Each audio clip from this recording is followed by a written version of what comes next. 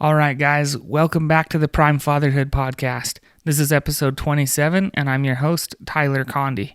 I'm really excited to share this interview with you today because my guest is a 10-time national dirt bike racing champion. He raced off-road, and as much as I love dirt bikes, there's a lot more to this interview than just us talking racing. He is a husband, a father of two. He's a cancer survivor. He's now a coach and trainer, and he is also helping to run a nonprofit that helps other families fighting cancer. So this interview, I think, was great because we got to talk about the racing a little, but we also got to dive into the key things that helped him to win his championships, and then also transferred over into helping him with his battle with cancer. So without any further ado, I'd like to introduce you to Destry Abbott. We have answered the call. We are committed to a greater purpose. We are fathers. Past achievements do not guarantee future success. We will prime ourselves often to navigate each new challenge. We are capable, brave, and relentless. We will remain undaunted. All right, Destry, I'm really excited to have you on. I've been a big fan of your racing for a long time, but also hearing some of the things that have gone on with your family and seeing how much you post about your family has made me an even bigger fan of what you do. So thanks for coming on with us. No, I'm honored to be here. And yeah, I mean, like yourself, I'm a big family person. That's the one thing that means more to me than anything is my family. So yeah. That's awesome. Okay, well, for those who don't know, Destry is a 10-time champion on the dirt bike, and 5 of those are National Hare and Hound, and then 5 are Best in the Desert, right? Correct. And then there's lots of other awesome races that you've taken part in the ISDEs and even motocross, and then the Pikes Peak one was a new one. That's a cool one that I didn't know about. Yeah. So for those who aren't familiar, can you kind of explain what it's like to go through a National Hare and Hound, what the format is and what the demands are? Yeah, National Hare and Hounds, like I did it for a long time, like in the 90s, mid 90s, late 90s, and kind of until 2012, 2013. So I did it for a lot of years. And I like the discipline because you had to be a smart veteran rider, but you had to go fast, kind of like ISD in a way. For ISD is like 6 days of racing. Hare and Hounds is basically a clover leaf. So, you have different loops, but you never race on laps. So you never ride the course. So it's about reading terrain, understanding, how to go fast, how to set up your bike to go fast, but work through rocks, sand, and the bomb run, which is probably the most popular thing, is where there's hundreds of us lined up, dead engine. They're holding up a banner. If you watch On Any Sunday or something like that, when they drop that banner, we start up our bikes and we take off, across the desert as fast as we can until the bomb run ends, which could be miles, 1 or 2 miles. Then we get into a trail and we race for around 100 miles, which could be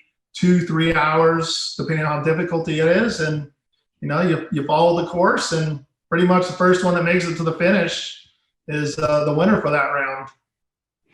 Yeah, and when people ask me what that's like, because I've raced a few of those, to me it feels like you're doing squats nonstop for 3 hours straight. Yeah. It's so demanding. And that's the thing, I hear people say, "Oh, you ride a motorcycle, it does all the work." I'm like, "Oh, come do one of my D8 training classes, or come ride with me, because it is a workout." I'm 48 now, and I ride 4 or 5 days a week, more training wise with athletes or everyday, riders that want to learn how to be safer and more efficient on the motorcycle. But it's a workout. I mean, you're standing a lot of the times. The good riders, when I was at my prime, we stand on the bike way more than we sit. So we use our legs as another suspension device and really absorb. And, it's demanding, it's physical. people talk about, oh, is that a dangerous sport? It's as dangerous as if you make it. Like, I'm big about teaching people how to ride the right way. I was that way, how to be efficient, ride within your comfort zone. I'm like, yeah, if I just hold it wide open and I'm doing 100 across the desert, before long, I'm going to be on the ground. But that's just the way it is. And so it's like anything.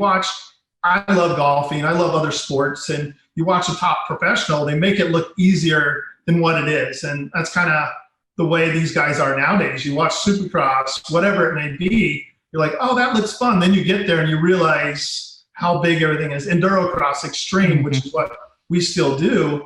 I'm like, when people actually go down on the floor in the stadium, they're like, oh my gosh, these rocks are huge, these big gaps. But the top guys are making it look a lot more easy than what it is. Yeah, 100%. It is.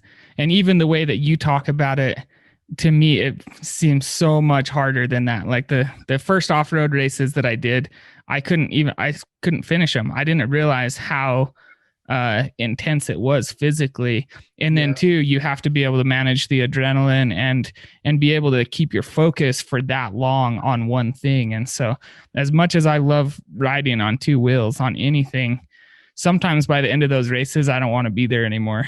Yeah. Oh, and trust me, when I'm not doing well, I just want it to be over. Or even when I was winning, I want it to be over. I'm like, please, where's the checkered flag? I want this race to be over now. Because you talked about it there is the physical part, but the mental part is just as much, because if you lose focus, there's times our bikes would do right at 100. Some would do a little bit over 100. Mm-hmm. And I'm wide open in sections. And if your focus isn't there and you clip a rock at 100 miles per hour, which I've done before, it's not pretty. And, then it's a little scary. So, it's like anything. It's practice. It's what I've done my whole life. When I was a kid, my dad rode, he raced, and I just got into it. And I did sports through high school, but motorcycles is what I was passionate about. And, it took off kind of after high school. I went to college, actually.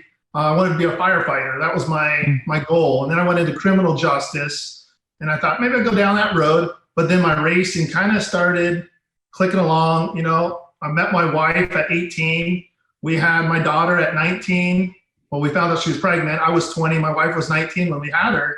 And, that was some bumps in the road. We thought that was tough times until, a few years ago. But, I feel like that made me stronger. It made all of us stronger. And, it's what made me who I am today. And, I'm kind of proud of those tough times. Makes you appreciate things more. Yeah, absolutely. So in your career, I think you said it was 28 years racing professionally. Yeah. Professionally, I know. Yeah. So during that career, what were some of the years or the championships that you fought hardest for that you're most proud of? That's a great question. I would, probably my first national championship. I signed with Kawasaki the year before, and there's a lot of pressure. Like, people don't realize, oh, that's awesome. You get to travel all over the world, race motorcycles. And trust me, I'm very fortunate to do that. But they don't realize, Monster Energy was a sponsor of mine. I had so much pressure. They're paying you to perform. So, I work 24/7, mentally, physically, everything's about motorcycles. And so there's a lot of pressure, a lot of training. Then there's going through injuries, different things like that. But I would probably say it was my first championship, or maybe my first gold medal in ISDE over in Italy. That was something that kind of really sparked my career and opened up doors to the world, and kind of my career kind of took off from there. That's cool. Yeah. There's a couple of things I want to follow up on that, but ISDE, I think, is a really unique format because you've got to be the total package in the sense that you got to be fit enough to last 6 days in a row, but you've got to work on your bikes in between, like no one else can touch it, right? Yeah. And so you've got to have a lot of technical knowledge as well as just be really strategic about how hard you push and where you go. So you nailed that perfectly. I like Tour de France. I like bicycle stuff. I like watching them, and it's kind of like that. Maybe not to that extreme. Those guys are gnarly and right. What they're doing, but It's exactly. It's learning when to go fast. All right, it's like racing the Dakar. I followed Dakar this last year, and pulling for our Americans. Skylar Howes, I know, is up in southern Utah area. Mm-hmm. Seeing him finish fifth, that was awesome. And Ricky Braybeck, but it's learning what days you want to go fast. All right, I'm going to save my body. I'm going to be a little smarter. But ISBE is special test. We ride 8-9 hours a day. And you literally have 10, 15 minutes in the morning, 10, 15 minutes at night to change tires, work on your bike, and save it for 6 days. So it's not just about going as fast as you can. And it's definitely a tough one, but it's probably my favorite type of racing I ever did. That's awesome. Yeah. I'd love to dive into that more, but the other thing, racing all day. Yeah, for sure. The other thing that I wanted to ask about that was you talked about the amount of pressure that you felt in that first year, but also just having your sponsors. And then I'm sure the pressure kind of builds as you're the defending champion and things. So everyone has to deal with some pretty crazy pressure at some point in their life. And what do you do to help you to focus during the pressure, and how do you relieve that stress and things like that? That's a great question. How do I relieve the stress? It's pretty much beyond my motorcycle. That is my stress reliever. That's my therapist. Yeah. I have different therapists. I have my 300, my 450, so which day do I want to go take the bike out? But as far as dealing with pressure, I think that's mental. That I know it's mental, and I'm big about being positive. I believe in positive influences, surrounding yourself with positive people, and trust me, positive things aren't always around my life or around us, but me being negative is not going to do any good. It's like when I coach riders and athletes, I'm like, you sitting there telling yourself what not to do or don't do this. Oh, this sucks. I'm like, you're already defeating yourself. So I'm big about that positive side, and like I said, there's times things aren't going well, you make a mistake. And what we're doing on the motorcycles is basically like life. We've had plenty of roller coasters with my wife and I, and it's up and down, but it's trying to look ahead. If I sit there and dwell on my cancer, my wife's cancer, we're not 100% anymore. I don't sleep as well. I have stomach issues. I'm like, I'm going to be miserable, but I want to find things positive. And that's not always easy to do. Don't make it sound like, I don't want to make it sound like, oh, I'm always a positive person. Trust me, I have lows and downs, but then I think about my kids. I think about my family and how fortunate I am still to be here, still doing what I love to do. And I have great people around me. So, I think the mental side is a super powerful thing and something I think a lot of people overlook, but it's one of the parts about myself I think that's helped me in my career and made it prolong. And my longevity in this sport is pretty rare because I've been doing it for so long, but I think it's a mindset. If you tell I'm 48, like I said, but if I tell myself I'm 48, I can't do that, well, I'm probably not going to be able to do it. So, I'm very fortunate to do what I love. That's awesome. So, you said that one of the big ones is to just try to stay positive and look for the positive. Then the other one was, you mentioned thinking about all the great people you have around you who are relying on you or who are cheering you on. So I think those are awesome tips for sure. I'm big. I mean, I've had people, and even when I'm doing my training and stuff, I just like being positive around people, cheering people on. I did sports. I ran track, cross country, played soccer. And I had some coaches that were just hard, like really is never good enough. And I didn't do well with that. I'm like, man, I'm giving you everything I have. And I didn't like that negative part. So yeah. Oh, there's my son right there, actually. You want to say hi? How's it going? Hey, Cooper. How are you? Good luck this year. Thank you. Appreciate it. Yeah, we're excited for you. Yeah. Yeah. So, along with that, you mentioned that, your 300 and the 450 were the therapist.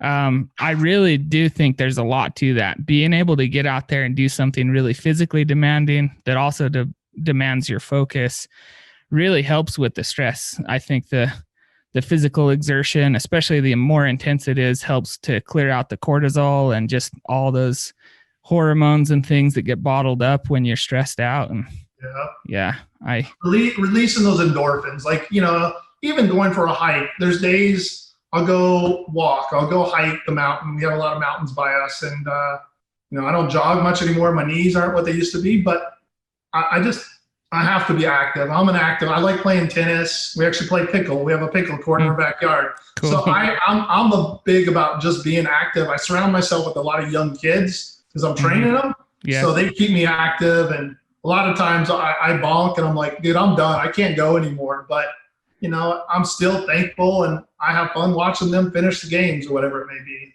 Yeah, that's awesome. So, I think along those lines, I think it was 2016 when you were diagnosed with leukemia. Correct. Yeah. So that's about as hard a test as I can imagine. Can you kind of tell us the story of that and the other twists and turns that you guys experienced? So even with DH Strong, we have a foundation that I'll jump in. Kind of, I'm going a little bit ahead, but when I was diagnosed, in May of 2016, I was doing some events. I was still racing the pro class. I was 45, and I just wasn't feeling well, and I couldn't figure it out. I was in Idaho for a big endurocross event, and ended up not racing because I had no energy, and flew home, went to the hospital, and the next day they told me, you have cancer. You have leukemia, and it's really aggressive. It's 91% of your body is cancer right now, and if we don't get you going, things don't look good. And it was kind of surreal. It was really like, am I going to wake up? Like, what was this, a nightmare? And it was really a different out of the body experience. And the next day it set in. The next day I was already doing chemo, and within a couple days, or a couple weeks, I should say, I lost my hair, and I was dehydrated because I think I was crying so much, not just for me, but not being there for my family. And the unknown is a scary, scary thing. And you talk about positive. Those were tough times where I was having a tough time finding positive. I am like, all right. And as the time went on, it got better and better. But it was a scary time. And to top that off, 3 months after I was diagnosed, my wife, who was spending pretty much every day in the hospital with me, sleeping there, staying with me, supporting me. We found out 3 months in, when I was going through my treatments, which I was in the hospital for 2-3 weeks at a time, that she was diagnosed with breast cancer. So now both of us were hit, and we were like, oh my gosh, like, you talk about tough for my kids. We have my son and daughter, and they're around 18 and 24 at that time. And my daughter lived in California, so she moved back to Arizona and kind of helped. And her and my son had to really grow up super quick and pretty much take care of my wife, Charlotte, and I for the next almost year. So there were plenty of hard times. I lost over 50 pounds, white as a ghost, could barely get off the couch at days, and my wife was in the same boat. So we pretty much were taking times, throwing up in the sink, the toilet. It was just, it was really tough times. So when I said, be appreciative of what you have, it's hard when people told me their stories before I met or before I was diagnosed. I didn't really get it until you're in those shoes, and then you realize, wow, this is real. And I still have some side effects. My wife still has side effects, but we're still, like I was saying earlier, I'm still blessed. I'm here. I'm one of the fortunate ones that made it through leukemia, because it's a tough one and one of the hardest to treat. But my wife is doing good. I'm doing good. So yeah. What do you guys attribute to helping you through it? I think back to the mental state. I'm a big believer on that. And the first month or two was, you realize your life is changing. You're going down a different path.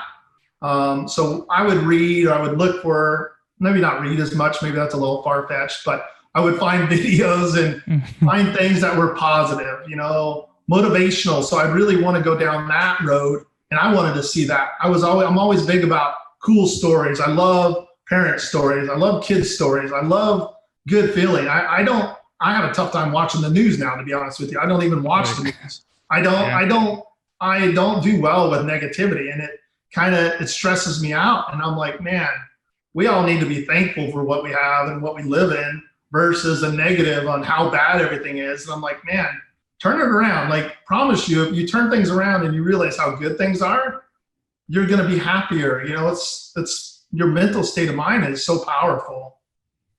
Yeah, that's incredible. How about for the kids? How did that affect them, and where did you see them growing through that? Yeah, they matured quick. Like, and not that we have awesome kids, and they were already great kids, but my daughter worked for KTM in California, and she quit her job there to come out here because we are a tight-knit family. We are really family-oriented. My son was still trying to race. I have a great friend, Dan Hayakawa, who took a father figure role, took Cooper to the races. He raced. He supported him like a dad. My daughter flew to the races with Cooper. So, and Charlotte and I would stay home, and I watched live timing in the hospital bed or on the couch, whatever I could do. And, it was tough for them because we weren't there like they want. So, but now I think, it's like anything. When you have those tough times, it makes you stronger. And I think that's what it's done for Cooper and Kelsey and my wife and I now. Yeah, that's incredible. So how long was the period of time that you two were both battling and being treated at the same time? I did almost 10, 11 months of really hardcore chemo. My wife was almost a year, I believe. I can't remember on top of it. She had to do radiation and chemo. She had to have lymph nodes removed. So she had quite a few surgeries. I didn't have any surgeries. I just had chemo, but it was really heavy chemo. So, and then the next year after that, I would go in for, I forget the word, what they use, but I would go in once a day or once a month, every day, and do a push. And I would be chemo, like a maintenance is what they call it, actually, a maintenance. And I did that for a year. And then since 2018, even though now I still take basically a chemo pill every night, and it's been almost 5 years since I started that. So hopefully, if everything goes well, I won't have to take that because it beats me up a little bit. I have good days, bad days. And the tough thing about that is I don't know what tomorrow is going to be like. Tomorrow I feel great. Tomorrow I might have no energy, but I still got to go put a smile on my face and do classes and ride with people. But once I get out there, my motorcycle doesn't allow me to think about any of that. So I get out there and I'm just enjoying the moment, being in that moment, having the focus on riding. And that's what helps me. And then when I load up, I'm happy. I'm driving home and, back to reality. That's awesome. So as far as your recovery and your wife's recovery, do you guys attribute that a lot to the modern medicine or more to your ability to just stay in the fight longer? Or what's your take on that? That's good. I think it's the fight, like leukemia is what the type I had, ALL, Ph positive, is more of a kid's thing, or it's old adults. Like I was a rare one. It was really, I have no sign of, cancer in my family. And it was just, I have no idea why I got it. But they say what a lot of people don't, especially older, that don't make it is because it's so hard. It's so hard on your body. It's really intense, and people struggle getting themselves through it because you have plenty of low times where I couldn't even get off the bed to go to the bathroom and get back on the bed. It was that hard.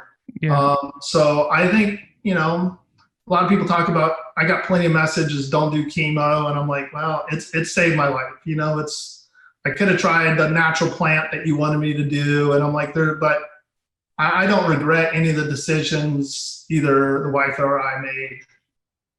That's awesome. So I don't know if it's the medicine or whatever it may be. Well, I would think that your fitness and active lifestyle going into it was probably a big contributor to being able to come out the way you did. And that's well said. Actually, my doctor said the same thing. Like when you were diagnosed, you were really fit. Like that helped out. And it's amazing how quick all my muscle went away and all that. But, it definitely helped. And that's like anything with a pregnant woman, they say you're going to do better if you're fit. So same concept there. And, one thing that I didn't hit on that I wanted to hit on earlier was when we were in the hospital, we had so many people reach out and so many positive influences and people that helped us make the bills and kind of get through the tough times, because neither one of us were working. We had no income coming in and we had bills still, but we did a GoFundMe, and my daughter actually started that, and it kind of blew up, and we were like blessed. I was like, holy smokes. It was kind of a weird feeling to see so many people reach out, like you passed away, but you're still there. And it was kind of surreal. It was really a pretty cool feeling in the same sense. And having so many people help us that both my wife and I are like, man, we need to give back. So we started our dhstrong.org. It's a foundation, and it gives back to cancer patients. So we give back to people still to this day. Things are a lot tighter now with COVID and everything, that the money coming in isn't there, but we're still helping out as many as we can. And, some of the people out there probably haven't seen our film, Strong, the Destry Abbott story. It's on Netflix, or I don't know if it's on Netflix anymore, but it's on Apple TV. It's on a lot of different. It's on YouTube, isn't it? It's on YouTube. Is it okay? Yeah, I think so. I honestly haven't even checked where it's at anymore, but Amazon Prime, it's on a little different places. And it's like a 50-minute, basically documentary about our family, what I do, what I'm about, our foundation on how we help people. And I was very fortunate to be part of that and make that happen. It was pretty cool. Yeah, I think it's incredible that you guys are paying it forward that way. And I can just remember seeing you come out to the first endurocross race that you came to after having all the treatments and everything.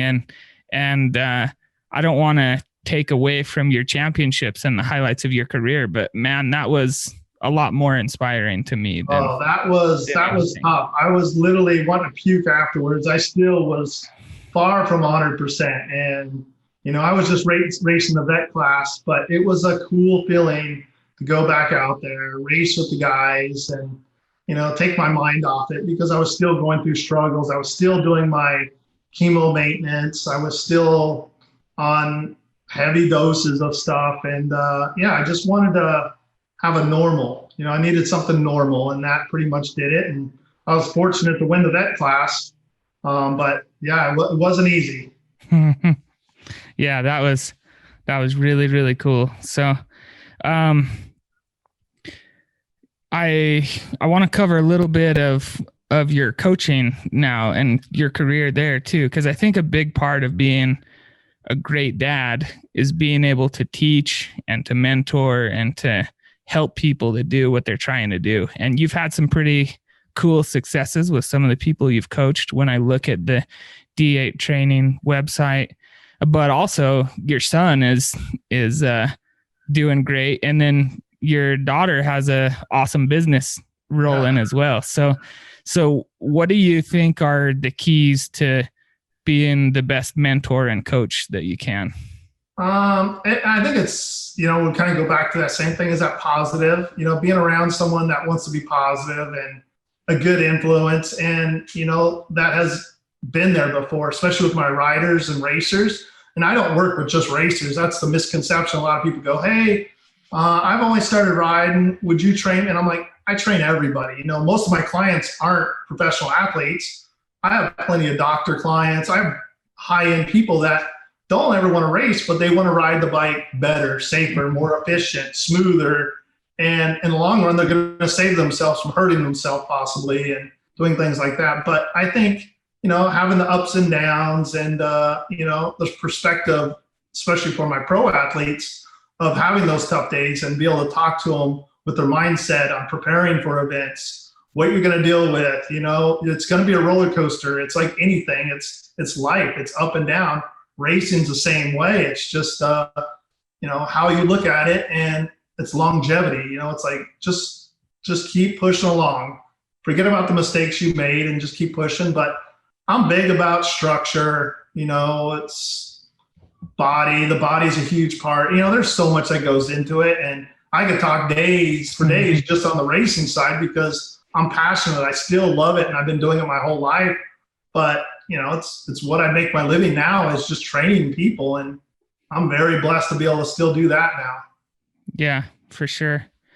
I've noticed I've only been racing dirt bikes for a few years, but it's a whole family effort in order to get the family there, keep them happy, but then also get me to the starting line and make things happen. So what are some of the,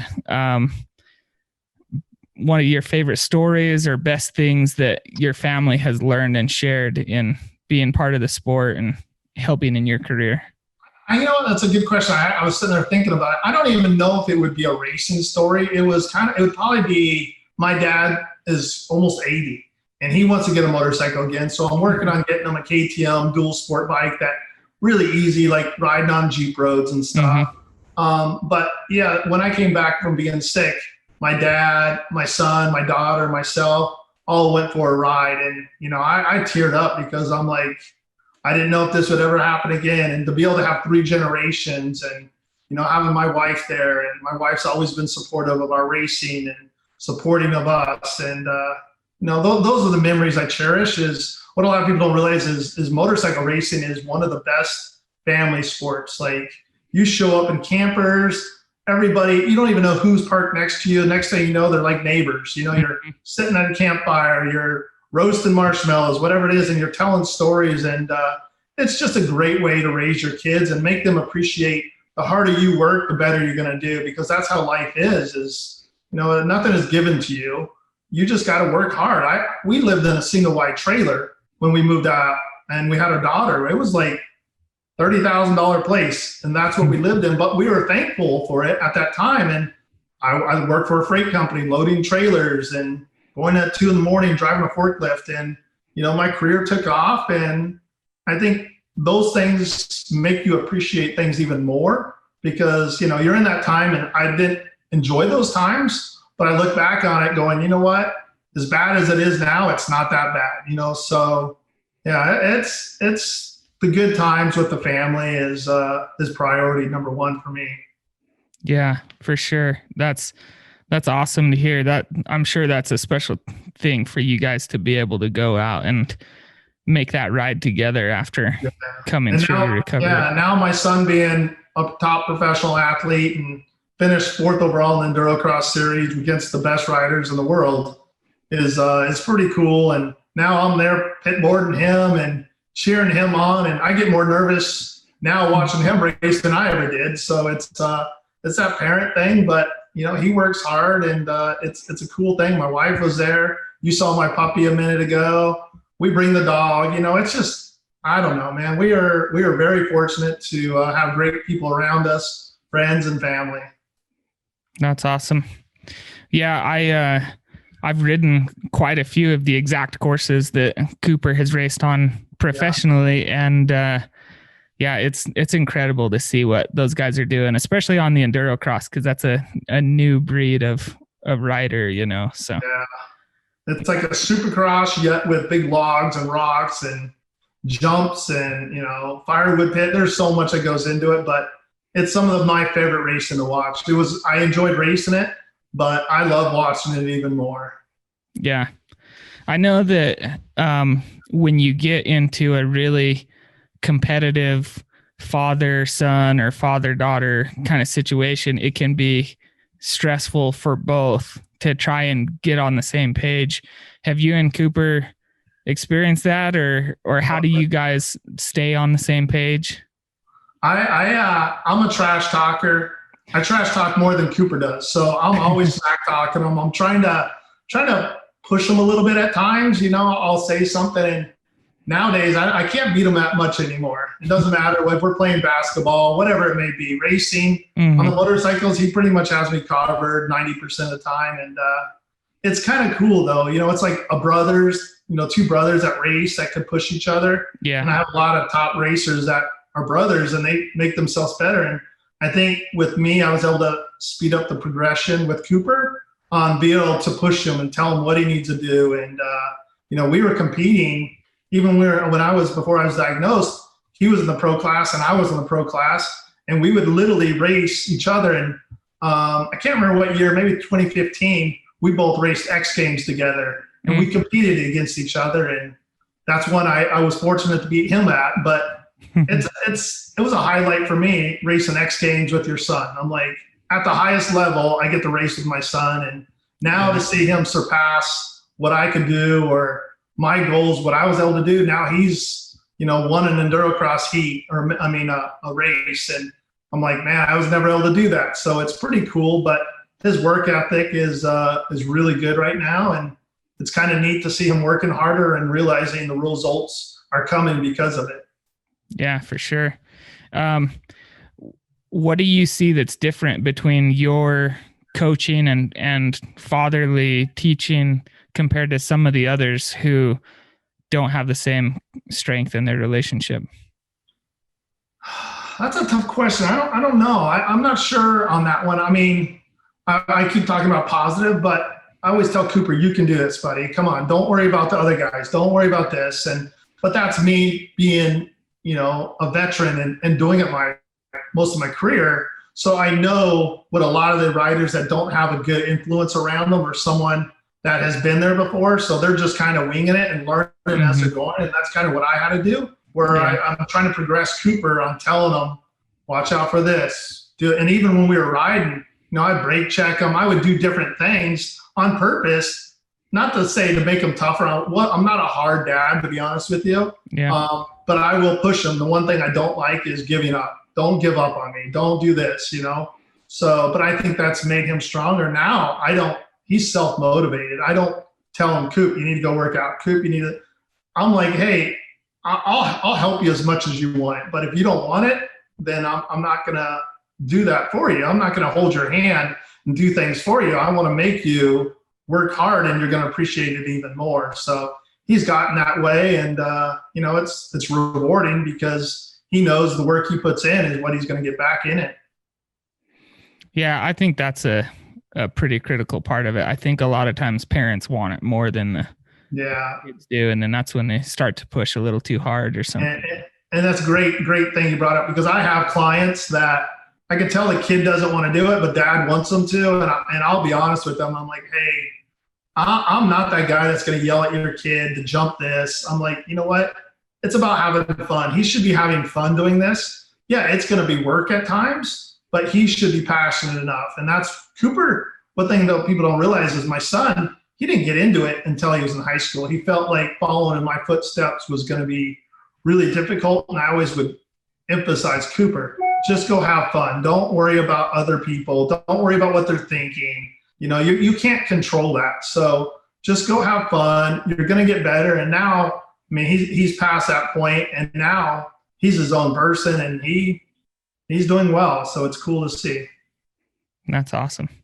Yeah, I think, that's something that every father struggles with is, you want to live through your kids. You want to give them things that you didn't have, and you want to be able to experience those things with them. And so that's a hard thing to kind of bridle your passion and let them go their own way. And if they choose to go the way that you did, then that's a bonus. But yeah, and you said that, and don't get me wrong, I helped Cooper progress way quicker than most of the kids because I had the resources of giving them good motorcycles, good components, and all that. But yeah, that's not always, and I didn't have those resources growing up. But you want to give your kid as much as you can to make them succeed, and that's my daughter and son. We want to support them as much as we can, but within limits. I'm not going to do everything for them. You're going to learn. You're going to make mistakes. You're going to fail, but you're going to learn from failing. I learned more from failing than I ever did when I was winning. The best time, and even with my riders now, is like, all right, after the race, like, all right, you got fourth. I know you're not happy with that, but what can we take away from that event, that race, whatever it is all right, but what did you learn? You're going to do something to benefit yourself in the long run. Yeah. Are you the kind of coach in that after race review that will bring up a mistake, or how do you approach the review? No, not really, because Cooper is who I work with closely the most, because I can be honest with them. Mm-hmm. And not that I'm not honest with other guys, but he knows when he makes a mistake. And I was that way. I had a manager. I'd come off the track. He knew he didn't have to say anything about what I did wrong because I'm harder on myself than he'll ever be. So I'll bring it up and I'm like, hey, we probably should have did this. And he's like, yeah, I should have did that. But hindsight's so easy. Everybody can go, oh, you should have did this. You should have. I'm like, absolutely. Afterwards, I know I should have did that. But, sometimes it works out. Sometimes it doesn't. And you can't be afraid to make mistakes. Like, you're going to make mistakes. Like I was saying, if you're thinking negative or you're thinking about, oh, I don't want to do that because I don't want to race at a race because I can't win. Like, well, that's dumb. I don't dig that. Like, you're going to learn, you're going to go race with better guys. You're going to get beat, but guess what? You're going to learn a lot from them on how to make yourself better. So I was never afraid of doing something and not succeeding. When I raced outdoors professionally motocross, I was happy. I was making mains, but I wasn't a top 10, top 15 guy. But I learned every time. I was like, that was awesome. All right, I learned so much from that race, which would help me out in off-road racing or other aspects that I did well in. That's awesome. Yeah, I think that's a great approach. And it's something that I think a lot of us, especially me, just needs a reminder on, the person who's in it, they know what they're doing wrong. You just have to be there to encourage them and keep them going. So that's awesome. Yeah. We all make mistakes. I make plenty, so I still do. So it's all good. Yeah. So what's one of your proudest moments as a dad? Would be my kids. I mean, my kids are everything in the world to me. My wife, we've been almost together for 30 years. And like I said, I'm 48 now. So, it's my family. It's what I cherish the most. I can give everything up and still be happy with my family. So, it's a cool feeling. Just, I'm definitely just lucky to have my family. I've had a great career, and that's not my highlights. My highlights would be my family. That's awesome. Well, I think we're about ready to wrap up. If people want to connect with you or they want to get in on the coaching or help on D8 Strong, where are some of the places that they should go to? Yeah. So my name, Destry Abbott, on Instagram, Twitter, Facebook. I have a Facebook fan page. And then my other one is DA8 Training. The letter D, the letter A, then the number 8 Training. We have an Instagram, Facebook page also, and that's where I do classes. And then we have d8strong.org, our website, and then we actually have an Instagram for that. That one, like I say, has been a little slow just because we haven't had the resources to be able to help out as much, but we're still donating. We're still doing things there. So my wife, she was a teacher and school teacher, and now the last year she went back to school to become a nurse. So she's going through the nursing program. In the next year and a half, she'll be a nurse and wants to work on oncologist side and work with cancer patients. So it's pretty awesome. She's an amazing woman and a smart one for sure. That's awesome. That's just one more way to pay it forward on all the support that you guys receive. So, and I appreciate you having me on, and hopefully people will check out our film, our documentary, or I answer all my emails, questions. So if anybody has tough times, and like I said, we talk to a lot of people, especially cancer patients. So happy to help out however we can. Yeah. Yeah, I would say for sure you guys are really good on Instagram. So that's a easy place to see the photos of you and Cooper doing wheelies together, but also other really cool ones like the one where you had the picture of all 4 of you saying "We beat cancer's ass," and that then was cool. Had all your different shirts, and we threw a party. Awesome. Yeah, we threw a party at the house that night, and my daughter made all our shirts, and it was pretty cool. So that was a great time around with great people and family that supported us. So yeah, great. Well, I really appreciate having you on. I think that your story is really inspiring, and you guys are doing a lot for a lot of people. So well, I appreciate letting me come on, and I'll definitely be staying in touch too. Okay. Thank you. Thank you. Okay. I enjoyed that interview a lot. Thank you, Destry, for coming on and talking to us. I think it was awesome to hear the recurring theme of positivity through all of my interview questions.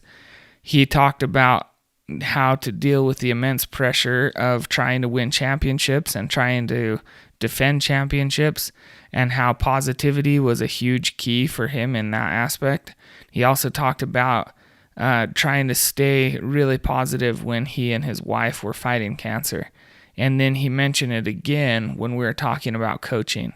And the coaching area is one that I definitely struggle in. I tend to want to tell people what went wrong, when in reality, if you're as emotionally intelligent as Destry or as experienced as him, you know that they know what's going wrong, and they just need the encouragement and someone to keep guiding them and helping them to push themselves and learn from that side of it rather than learn from all the criticism. So I thought that this was an awesome chance to hear from someone like Destry, who has had a great career but also had some really incredible challenges. So I appreciate all of you listening. I appreciate Destry taking the time and his family letting him get away for this. And if you want to connect with Destry or check out either D8 Strong, the foundation, or D8 Training, or his Instagram, I'll have the links for all of those in the show notes and on my website. So hopefully you can connect there and keep tabs on what's going on. As well, if you want to rub shoulders with more like-minded fathers, please join the Primed Fatherhood Facebook group. That's where we go to just discuss all aspects of life as a dad, whether you want to talk about career or family or fitness or whatever it is. We're all in there working on those things together, so we'd love to have you. And if you would leave us a rating on Apple Podcasts or Google and subscribe to the podcast, I'd really appreciate it. And just share it around if you found this interview helpful. So I really appreciate you listening. I hope that you keep coming back to stay primed.